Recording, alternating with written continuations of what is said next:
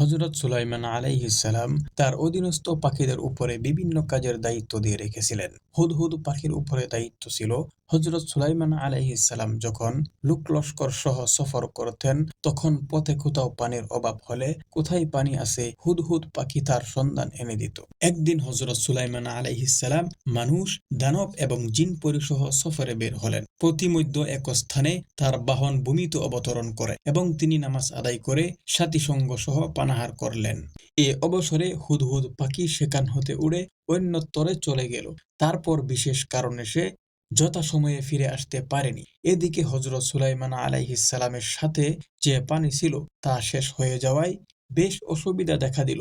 তখন হুদহুদ পাখির প্রয়োজন দেখা দিল, কিন্তু তাকে পাওয়া গেল না। অন্যান্য পাখিদের কাছে জিজ্ঞেস করলেন সে কোথায় গিয়েছে, কিন্তু কেউ বলতে পারেনি।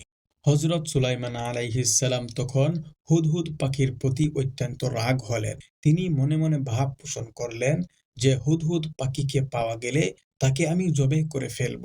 একটু পরে হুদহুদ পাখি উপস্থিত হলো। হযরত সুলাইমান আলাইহিস সালাম তার অনুপস্থিতির কারণ জিজ্ঞেস করলেন। হুদহুদ পাখি বলল, আমার অনুপস্থিতির কারণ অবাধ্যতামূলক নয়, আমি আপনার ওই কাজে রত ছিলাম।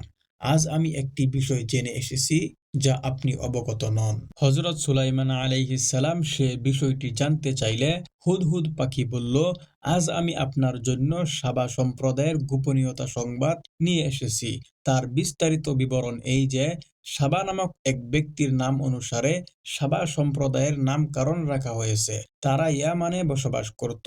তারপর মাআরিফ নামক এক শহরে তারা বসবাস করতে শুরু করলো। এক পর্যায়ে সে শহরটি সর্বত্র সাবা নামে পরিচিত হলো।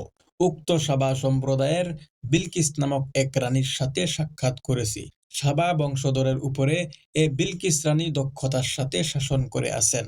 রাজত্ব পরিচালনার জন্য তার প্রয়োজনীয় সব কিছুই আছে। মূল্য এবং আকারের দিক হতে তার এক বিরাট ও মূল্যবান সিংহাসন আছে। অন্য কোনো বাদশাহর সিংহাসন তত বিরাট ও মূল্যবান নয়। এমনকি সুলাইমান আলাইহিস সালামের সিংহাসনও তদ্রূপ ছিল না। হুদহুদ পাখি বিলকিসের ধর্মমত সম্পর্কে উল্লেখ করে বলল যে, আমি তাদের ধর্মীয় বিষয় আদি অবগত হয়ে এসেছি। রানী বিলকিস ও তাদের সম্প্রদায়ের লোকেরা নিরাকার আল্লাহর বদলে সূর্যকে সেজদা করে। ইবলিস তাদের কাছে কুফরি কার্যগুলোকে শোভনীয় করে রেখেছে। তারা সৎপথ ভুলে অসৎ পথে চলেছে।